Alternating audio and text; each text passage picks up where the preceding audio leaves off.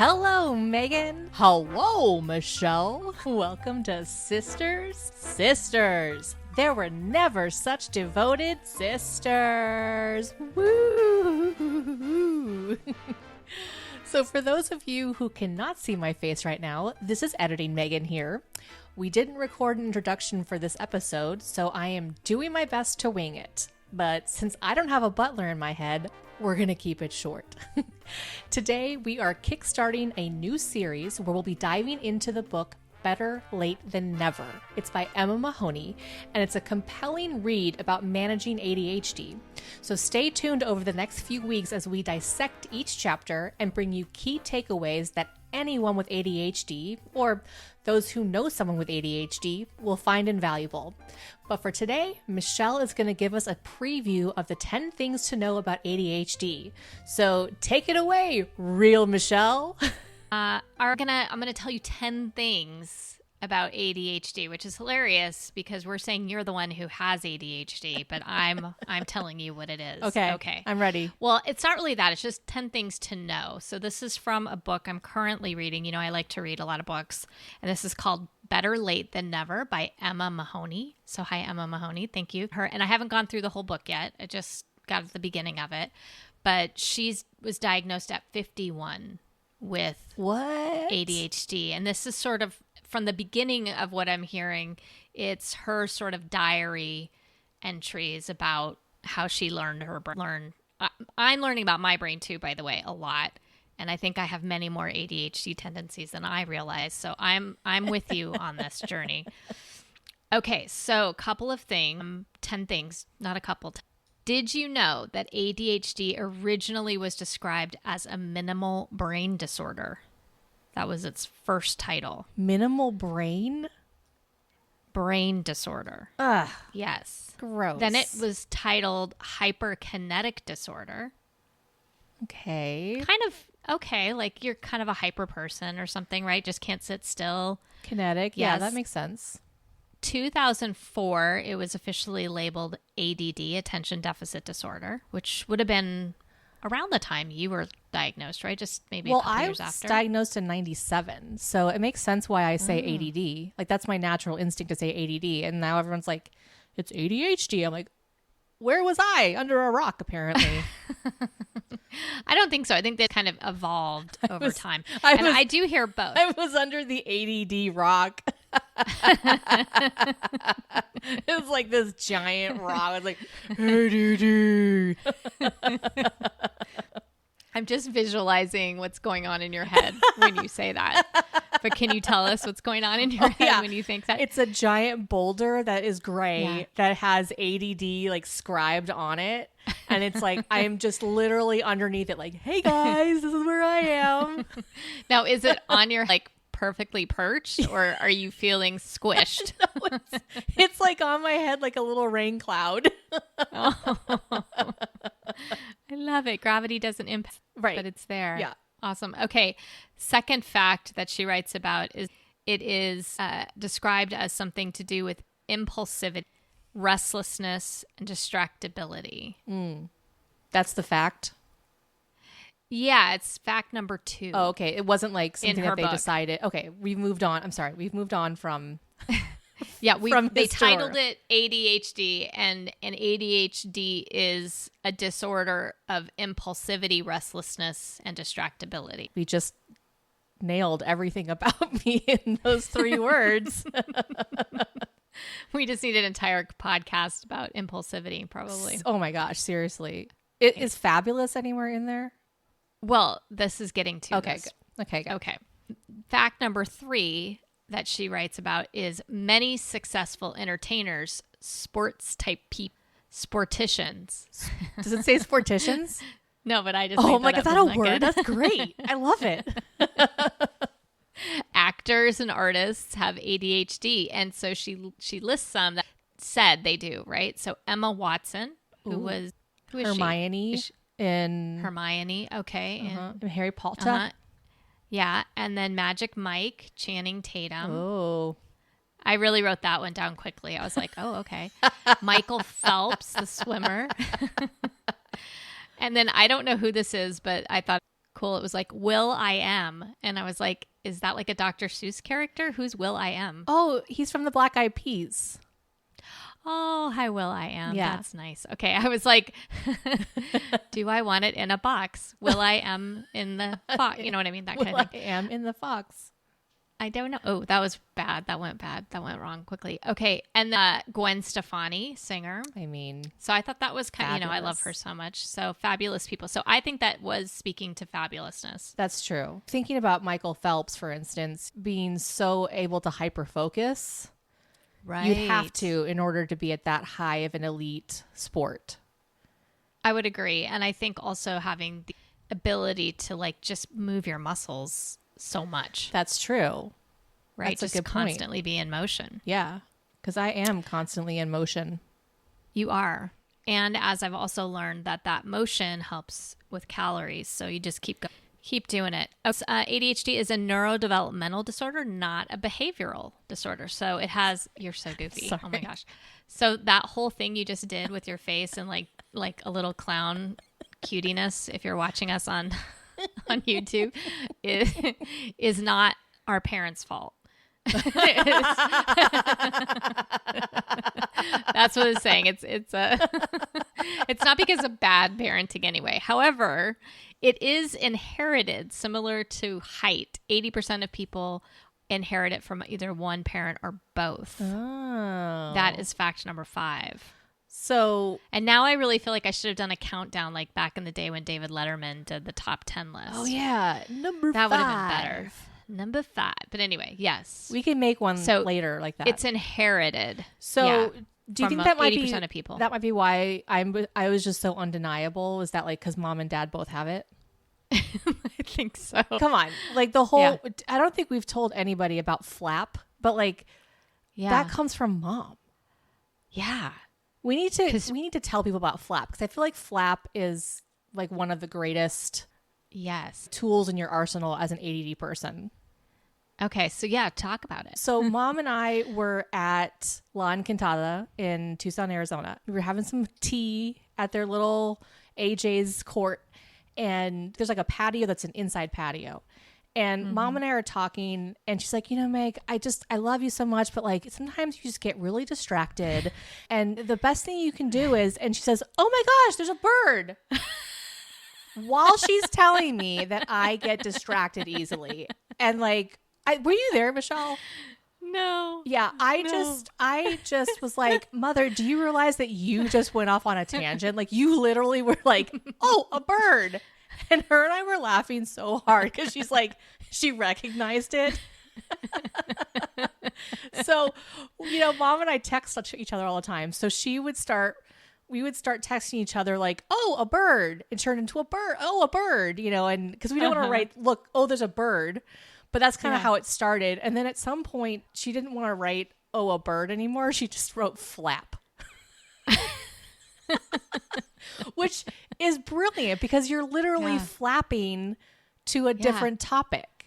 Yes. And it's great. She uses it all the time with me. Yeah. I don't know if I use it all that often. No, because you usually stay pretty on track of things. You're on top of it. I have different issues. But it really helps me, like, because I know I'm about to flap into something else. And so I just say flap. And then it's sort of naming your frame. It's linguistically helping you guys know, hey, I'm about to change the subject. So this is the way I help to tell you so it doesn't jar you as quickly. It's very helpful. It helps. It's very Brian helpful and me in too. general when things are going to go a different direction or something different is happening than what I was expecting. Yeah. That definitely helps me to stay on tune with to stay curious and not to just get frustrated or checked out. So I thought you did a really good job, Michelle, today because like I threw you a curveball before we started all this, and I was like really impressed because I think in the past it might have been frustrating for you when I throw you a curveball and then you get into whatever headspace you get into, but then this time you were like, okay, wait, let's just take a step back for a second, Megan. What's happening? Because we're not doing what I thought we were going to be doing, and why aren't we doing that? And I was like, oh yeah, right, I have to tell you, Michelle, I'm sorry, everything just happened, and oh my god. My whole world fell apart just as soon as I walked into the office, and then I just called you. She's like, hey, how can I help you, Megan? I don't know, but I'm just freaking out. Everything's on fire. Ah! It's so funny too, because it takes me a while when we're getting ready to do this to prepare for it. Oh. And so I don't know that you know that about my process is that I sit for like an hour or so trying to get things organized enough so that when we get here, no matter what direction you go, I can get us back on track. So I'm in this very, like, I meditate before I do this. I have to, like, slow myself down. And I have to also make sure I'm really listening, because it's so easy to just blow past something really amazing that you're sharing. And I've heard that when I listen back to our podcast, I see that sometimes, you know, I hear that sometimes I've jumped over something that was like that was really important. And so we'll probably come back to some of those, because what we're coming back to right now is number 6. Hey. Yeah. Hey. Number see how 6. I did that? You're so good. I'll let you go. I won't say anymore. ADHD. No, I love it. ADHD affects 3 to 8% of the population. And that's regardless of gender or ethnicity, race, any of that. Boys are 3 times more likely to be diagnosed, but not 3 times more likely to have. It's so awful. It's so annoying. Yeah, but you know, my theory on that is that usually, at least from the kids in my class, the girls tend to not be behavior problems. Now, you, I think, were an exception, but but I just was in my own little world. You know? Yes, you were, sweet thing. Yes, you was. were. Oh my goodness. I was in Rosie land.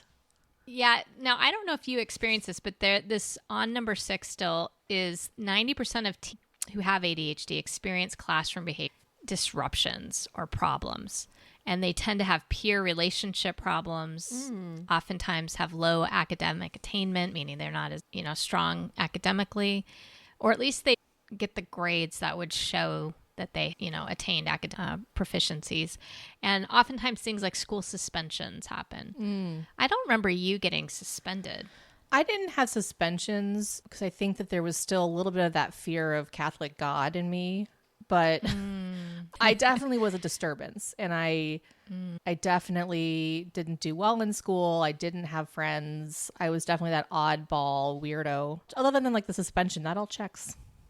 And then she says number 7 is when left untreated, it can develop into oppositional defiant disorder, which is a pretty serious thing where kids end up pushing against anybody in charge, right? Or anybody telling you what to do is like the automatic response is to be defiant and to push against. I wonder if that's also why a lot of people, not necessarily going to that extreme of the defiance disorder, like I hear a lot of ADHD influencers or people who are influencers who find out they're ADHD and they're like, look, this is just who I am. You're going to have to get used to it. And they kind of are defiant in that way. And I'm just like, that's not healthy, in my opinion.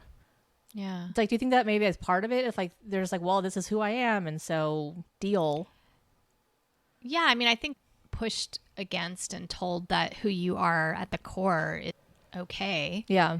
On some level, whether it's overt or sort of subtly throughout your life. I don't think it's even so subtle in your case. I do think you might have that kind of edge to your feelings about it and needing to process that. And then once you know what it is, I don't know if it's relieving or just, we'll see. Yeah. Yeah, there was something going on this whole time and it's not just me, I don't know. I can see it both ways, but I do think it's helpful to have some way of talking about it with the people in your life, at least. Yeah. That isn't just like, we'll deal, because any relationship, no matter what your thing is coming in, it should be hopefully something that you're working on together and helping each other to understand, staying curious with each other. I would hope so. I'd hope so. Okay. Number 8. Number 8 is that anybody with ADHD has lower levels of brain chemical dopamine. Yeah, the brain chemical dopamine, which regulates attention, which we would guess. It also regulates movement. I didn't know it controlled movement somehow, so I need to read more about it. It's also linked to addiction. Like if you have lower dopamine levels, you're more likely to have addiction issues. Interesting. Because isn't dopamine the thing that kind of gets you motivated to do stuff? Yeah, it's supposed to sort of, people talk about it like with happiness a lot. Yeah. I don't know that it's completely that, but yeah. Interesting. And ADHD does not affect intelligence. Sorry to say, Megan Rose. You can still be a genius and have ADHD. Oh, no. Can't believe it. Oh, my gosh. And this is interesting today. A UK study, number 9, they said is that about 20% of the prison population suffers from undiagnosed ADHD.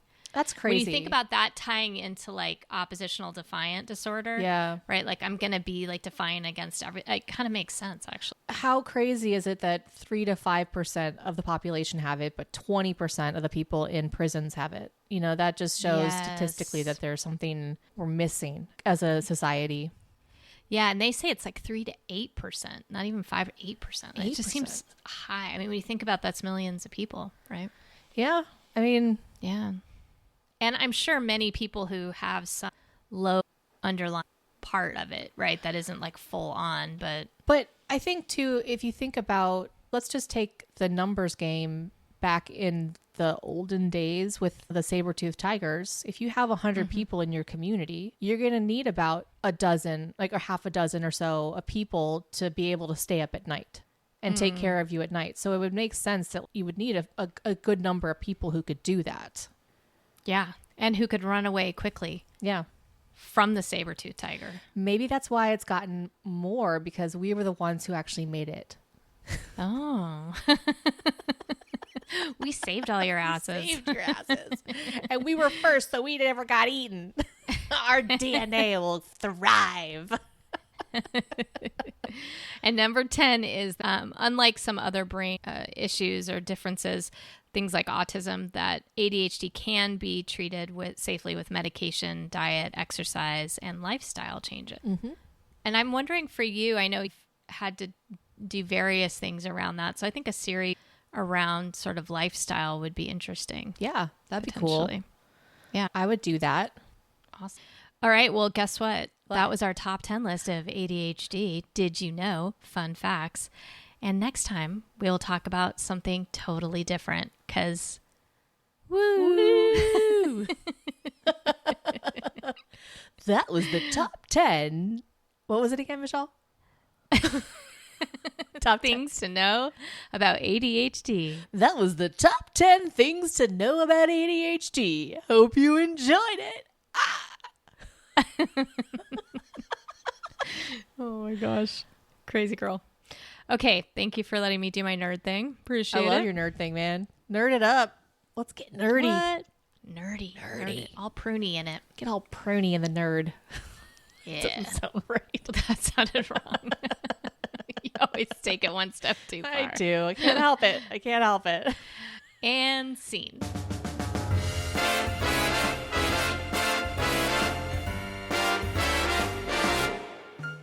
One moment, please. Okay, you need to get crazy and I need to get zen. So I'm going to let you like do your thing.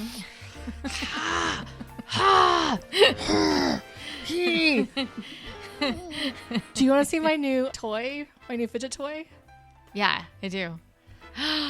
Oh my gosh. It's like a gummy bear. It's a gummy bear. Giant. It's by squeezy gummy bear. What's it called? It's called Needo. Needo. Needoh. Oh my gosh, you got to put that on our site. Yeah. That's awesome. Needo. Okay, I like it. Okay. And then it won't rub your finger raw. Yeah, I can just do this. Do you have your other one that you need in case you need to switch? You should have like 3. I know. I'm building up my arsenal. But I just the fact that I got my microphone figured out, I feel like is a massive win. So it's huge. It's huge. Huge. Giant. Huge people. Huge.